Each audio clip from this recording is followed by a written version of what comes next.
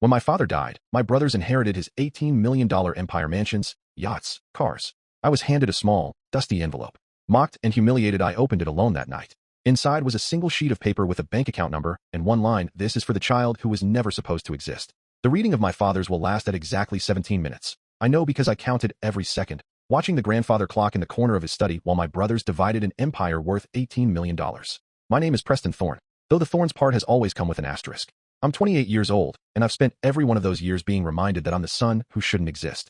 My father, Victor Thorn, built his real estate empire from nothing, or so the Forbes articles claimed. He died 5 days ago at his desk, his hands still gripping a pen, signing contracts until his heart gave out. The man worked himself to death, and somehow that seemed fitting. He'd lived his entire life in transaction mode, everything measured in profit and loss, including his children. Especially me. Attorney Raymond Finch sat across from us at the mahogany table, his weathered hands arranging documents with practiced precision. To my left sat my oldest brother Garrett, 35, already wearing our father's Rolex he'd claimed from the body. To my right, Holden, 32, texting his wife about which property they'd move into first. And then there was me, the illegitimate son, the reminder of our father's one moment of weakness with his secretary 29 years ago, the Manhattan properties, including the 3 penthouses on 5th Avenue and the 2 commercial buildings in Tribeca, valued at $8 million, I leave to my son Garrett. Finch read, his monotone voice echoing in the wood-paneled room. Garrett smirked and poured himself another glass of father's 100-year-old scotch, about time the old man recognized who actually ran the New York operations. The Hampton estate, the complete yacht collection including the Celestial Dream, and all vehicles in the Long Island storage facility, valued at $7 million, I leave to my son Holden. Holden actually laughed out loud. The cars, Miranda is going to lose her mind. There's a 1967 Ferrari in that collection, worth $2 million alone. They continued dividing the empire like kids sorting Halloween candy, stock portfolios, Swiss accounts, art collections, even the corporate jet. Every few minutes one of them would glance at me with barely concealed amusement, waiting for my name to be called. We all knew it was coming. The question was, how little would it be? To Preston, Finch finally said, and both my brothers leaned forward like vultures sensing carrion. Finch reached into his briefcase and pulled out a single brown envelope. Aged and slightly bent at the corners, my name was written across it in shaky handwriting that must have been my father's near the end. I leave this envelope, to be opened in private, containing what he needs to know. The silence lasted maybe 3 seconds before Garrett exploded with laughter so hard he spilled his scotch. An envelope? He was choking on his own amusement. 25 years of trying to play family, and daddy left you a letter? Holden was more composed, but his eyes sparkled with cruel satisfaction. Maybe it's a thank you card. Thanks for understanding your place, kid. Here's a hallmark moment for your troubles. Or directions to the nearest employment office, Garrett added, already pulling out his phone to text someone the hilarious news. God, wait until the board hears about this. The bastard got paper while we got the kingdom. Finch handed me the envelope with something that might have been sympathy in his eyes. It weighed nothing. 28 years of trying to earn my place in this family, and it all came down to something that weighed less than a credit card bill. Gentlemen, Finch continued, ignoring the laughter, your father insisted I read this final statement. He adjusted his glasses and read, blood may determine birthright, but character determines worth.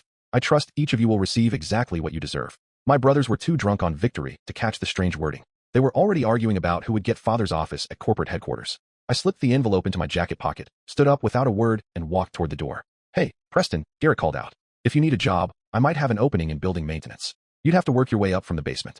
But hey, you're used to being beneath us, right? I kept walking. Their laughter followed me through the marble foyer, past the portraits of Thorn men who'd never acknowledged me, out into the October afternoon, where my 10-year-old Honda sat between their Maseratis like a punchline to a joke nobody needed to tell. Inside that envelope was a bank account number and 11 words that would reveal 25 years of lies, but I didn't know that yet. All I knew was that I was done begging for scraps from their table. I sat in my car, engine off, staring at that envelope with my name written in dying hands, and wondered what final insult my father had saved for last. I never belonged in the Thorn family, and everyone made sure I knew it. From the moment I could understand words, I understood that I was different, lesser, tolerated but never truly accepted. My earliest memory is of Garrett, then 10 years old, explaining to his private school friends why I lived in their house. That's Preston, he said, pointing at me playing alone in the corner. Dad's mistake from his secretary. We keep him around because Dad feels guilty. My mother, Diane Russo, died when I was 3. A car accident on the Long Island Expressway, they told me. Single vehicle, brake failure, tragic but simple. She'd been Victor's secretary for 5 years, and their affair had produced me, the evidence of my father's single lapse in judgment. Victor's wife had already died of cancer 2 years before I was born, so when Diane died, Victor took me in. Not out of love, I learned later, but out of obligation. The Thorn mansion in Westchester was 32 rooms of cold marble and impossible standards. While Garrett and Holden had their names engraved on their bedroom doors, mine simply read, Guest Room 3. At family dinners, I sat at the far end of the table, close enough to be present but far enough to be forgotten. Victor would ask his sons about their days at Princeton, their internships at the company, their thoughts on market trends. To me, he'd occasionally nod and ask if I needed anything for school. No, sir, was always my answer. Even when I did, Holden was subtler in his cruelty than Garrett, but more effective. Where Garrett used blunt force, Holden used surgical precision. He'd invite me to join him and his friends, then spend the entire time explaining why I couldn't participate in their activities. Preston can't come to the country club, guys, they have legitimate member requirements.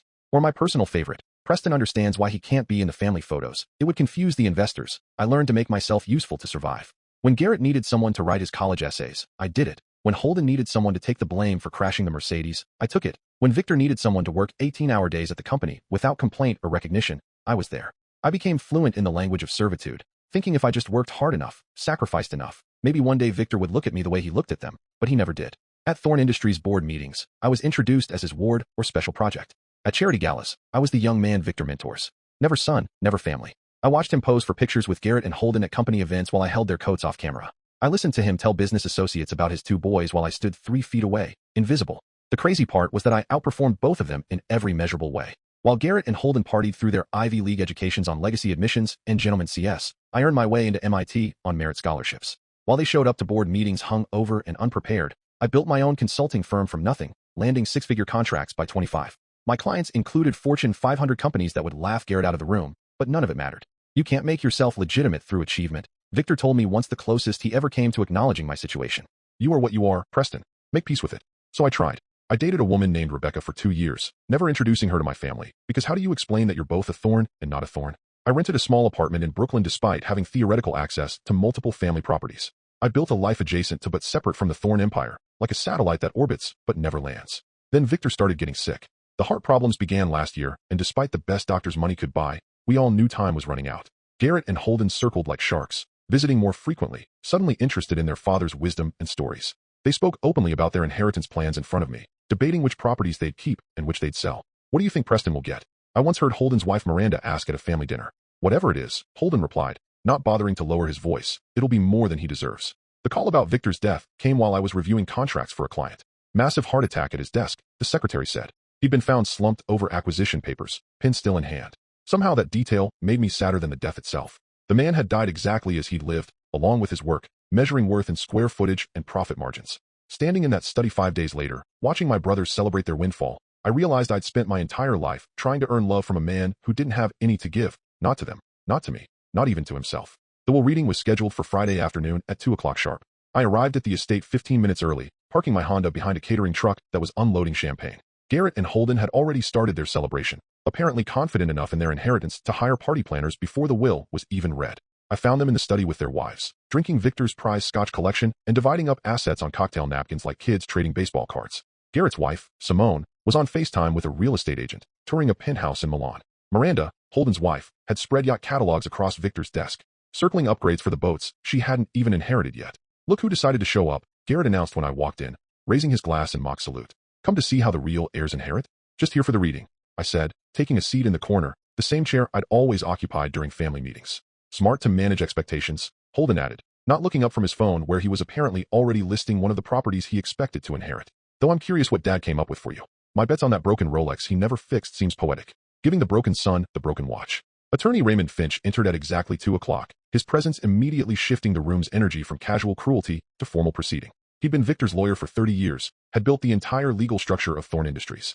If anyone knew Victor's secrets, it was Finch. Gentlemen, ladies, he nodded to the wives, shall we begin? He opened his leather briefcase with practiced efficiency, removing a thick folder marked with Victor's seal. The will itself was surprisingly brief for such a massive estate. But then Victor had always been economical with words. The last will and testament of Victor Edmund Thorn, executed 3 months prior to his death, superseding all previous documents. Finch began, his voice carrying the weight of legal finality. The first 10 minutes went exactly as everyone expected. Inherited the Manhattan real estate portfolio, $8 million of prime properties, including the buildings that generated nearly $1 million in monthly rental income. He actually hooped when Finch read the addresses, already calculating expansion possibilities. Holden received the Hampton estate where we'd spent summers, the complete yacht collection that included 3 boats worth over $1 million each, and Victor's entire vehicle collection, including vintage cars that belonged in museums, $7 million in toys for a man who'd never worked an honest day in his life.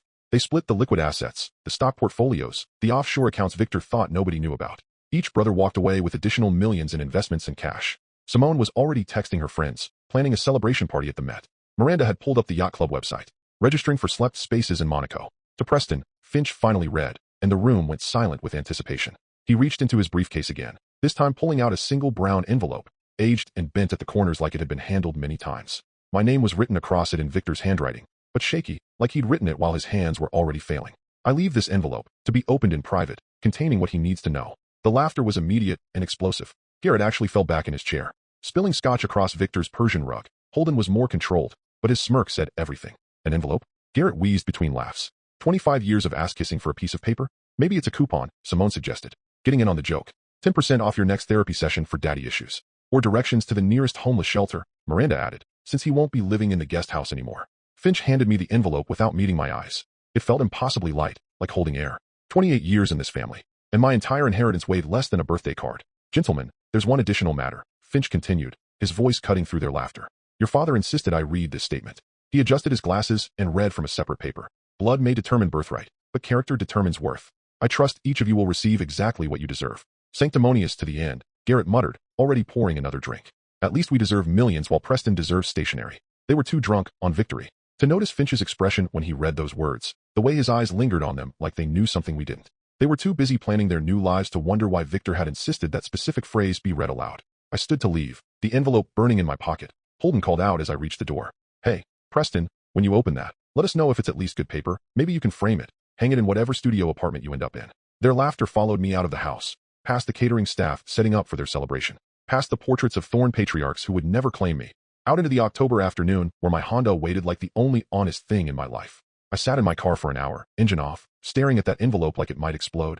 Part of me wanted to tear it up without opening it, preserve what little dignity I had left by refusing to participate in Victor's final humiliation, but curiosity is stronger than pride, especially when you've spent your whole life searching for answers. The parking lot had emptied except for the catering trucks. Through the estate's windows I could see the party beginning. Shadows of my brothers and their friends toasting to their good fortune. I turned the envelope over in my hands, feeling the quality of the paper. It was old, maybe decades old, the kind of heavy stock nobody used anymore. Finally, I opened it. Inside was a single piece of paper, folded once. The message was handwritten in Victor's careful script, but steadier than the writing on the envelope, like this had been written years ago when his hands were still strong. Preston, this is for the child who was never supposed to exist. Account number 447829, 1163 Zurich Liberty Bank. Your mother knew why. That was it. No explanation. No fatherly wisdom. No apology. Just a Swiss bank account number and a reference to my dead mother. I read it 5 times, trying to extract meaning from those few words. The child who was never supposed to exist. Even in his final message to me, Victor couldn't resist reminding me I was a mistake. I drove home to my apartment in Brooklyn, my mind racing through possibilities. Maybe it was a small trust fund, enough to show he'd thought of me, but not enough to matter. Maybe it was symbolic, $100 to match the 100 ways he denied me. Or maybe it was nothing, a closed account. One final joke from beyond the grave. My laptop was open on my kitchen table, where I'd left it that morning, working on a client presentation I'd never finish. I navigated to Zurich Liberty Bank's website, their discreet logo promising the Swiss banking privacy that had hidden fortunes for centuries. The login process was simpler than expected. The account number, my social security number, and a security question, mother's maiden name, Russo. Diane Russo, the secretary who'd made the mistake of falling for her boss. Before I could check the balance, before I could learn what Victor's final insult would be, I stopped. There was something else in his message that bothered me. Your mother knew why. I'd never really investigated my mother's death. Why would I? It was a car accident when I was 3. Tragic, but simple. But Victor's words suggested there was something more, something my mother had known. I minimized the banking website and pulled up the New York State accident database. It took some searching, but I found it. October 15th, 1999. Diane Russo, single vehicle accident, Long Island Expressway. The basic report was what I'd always been told. Brake failure? Car. Went off the road. Fatal on impact. But there was a detailed investigation file attached, something I'd never known existed. I downloaded it, my hands starting to shake as I read the investigating officer's notes. Brake line appears to have been deliberately severed. Tool marks consistent with purposeful damage. Recommendation for homicide investigation. Note. Investigation terminated at family's request. See attached authorization. The authorization was signed by Victor Thorne. My father had stopped the investigation into my mother's murder. I called Raymond Finch, my fingers fumbling with the phone. He answered on the first ring, like he'd been waiting. Preston. His voice was careful, measured. I assume you've opened it. What the hell is this, Finch? What did Victor know about my mother's death? There was a long pause. I could hear him breathing, choosing his words. I can only tell you what Victor authorized me to say. Check the account first, then you'll understand why your mother died. The truth has been waiting for 25 years. Tell me now, I demanded, but the line was already dead. I sat back in my chair, staring at the computer screen. The accident report was still open in one tab, the bank website in another. I clicked back to the banking website, my heart pounding so hard I could feel it in my throat. The account dashboard loaded slowly, each second stretching like an hour. When the balance finally appeared, I had to blink several times to make sure I was seeing the numbers correctly. This wasn't possible. This had to be an error. I refreshed the page once, twice, 3 times, but the number remained the same. The phone rang, interrupting my shock. Unknown international number. Mr. Preston? The voice was elderly, German accented, formal. My name is Heinrich Drucker. I've been waiting 25 years for you to access this account. I believe it's time you learn the truth about your mother, your father, and the $18 million your brothers just inherited. I looked back at the screen, at the impossible number staring back at me, and realized my entire life had been built on a lie that was about to unravel. I'm listening, I said. The number on my laptop screen didn't make sense. I refreshed the page 3 times, certain there was some error, some misplaced decimal point that would bring this back to reality, but the balance remained unchanged. $127 million. Mr. Preston, are you still there?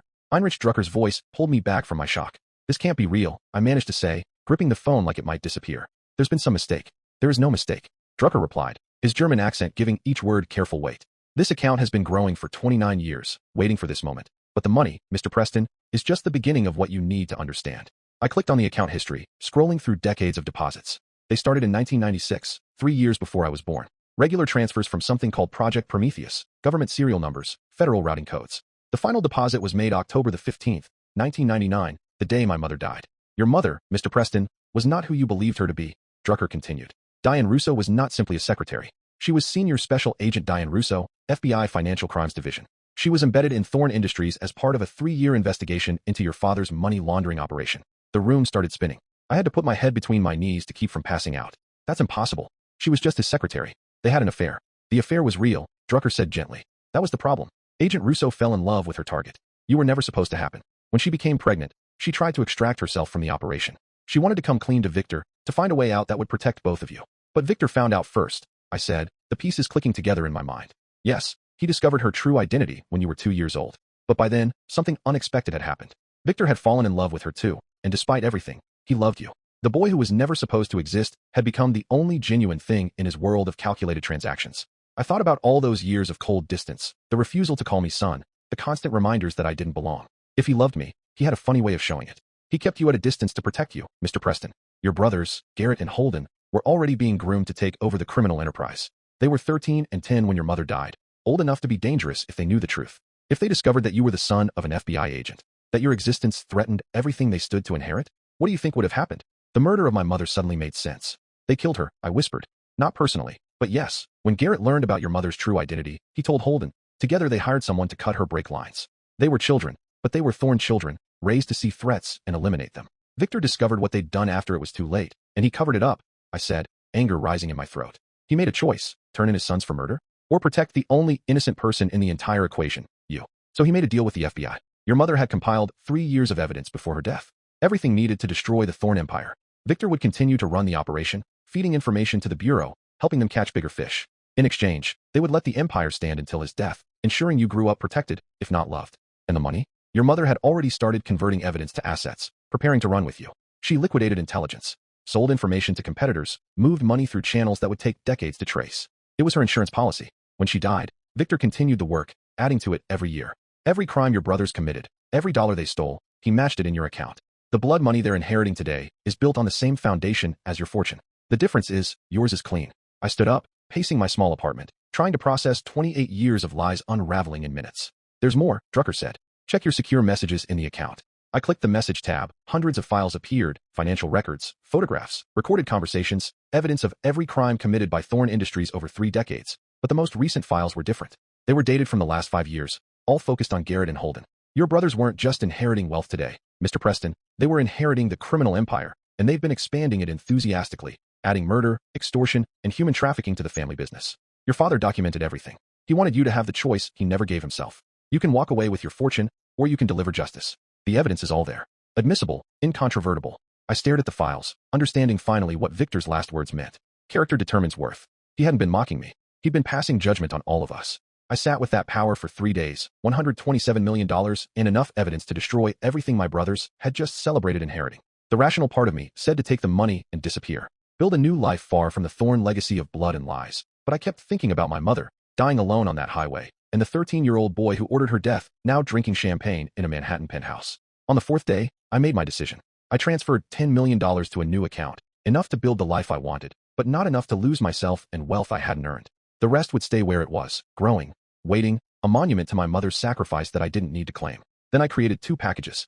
The first went to the FBI, containing every file from the account, every document my father had gathered, every crime my brothers had committed in their eagerness to expand the empire. The second package went to Raymond Finch with specific instructions. Deliver it to my brothers at exactly 2 p.m. on Tuesday. The same time, they'd laughed at my envelope. I booked a flight to Zurich for Monday night one way. The arrests happened Tuesday afternoon. I watched from my hotel room in Switzerland as CNN broke the story. Federal agents swarming Thorn Industries headquarters. Garrett let out in handcuffs. His face a mask of confusion and rage. Holden, trying to run, tackled in the parking garage he'd just inherited. The news called it the largest financial crime bust in New York history. 3 decades of money laundering, extortion, and murder unraveling in a single afternoon. My package to them contained a single sheet of paper, the same aged stationery Victor had used for my envelope. The message was brief: character determines worth. Enjoy what you deserve. The child who was never supposed to exist. Within hours, every asset was frozen. The properties, the yachts, the cars, all seized by federal authorities. Simone was caught trying to flee to Milan with suitcases full of jewelry. Miranda was arrested at the yacht club, still trying to register boats she no longer owned. The empire built on blood money collapsed entirely, taking everyone who touched it down except for one person, me. I changed my name after that, became someone new in a country that understood reinvention. The 10 million I'd taken was more than enough to build something real. I started a foundation for children who'd lost parents to violence. Kids who knew what it meant to be collateral damage in someone else's war. We've helped 300 families so far, giving them what I never had, someone who saw their pain and said it mattered. Heinrich Drucker still manages the main account. It's grown to over 200 million now through investments, a fortune that doubles every decade. He calls once a year, on the anniversary of my mother's death, always with the same question. Will you claim it this year, Mr. Preston? And I always give the same answer. The child who was never supposed to exist is doing just fine without it, because that's what I finally understood. Sitting in that Swiss hotel room, watching my brothers' lives crumble on international television. Victor had given them exactly what they'd always wanted, the Thorn Empire, every poisoned dollar of it. And he'd given me what I'd never known I needed, freedom from it all. My mother died trying to save me from that life. Victor lived, keeping me at arm's length to protect me from it. Every cold shoulder, every public denial, every reminder that I didn't belong, it wasn't rejection, it was preservation. He made me strong enough to survive without his love because he knew one day I'd have to survive without his protection. The real inheritance wasn't the money or the evidence or even the truth.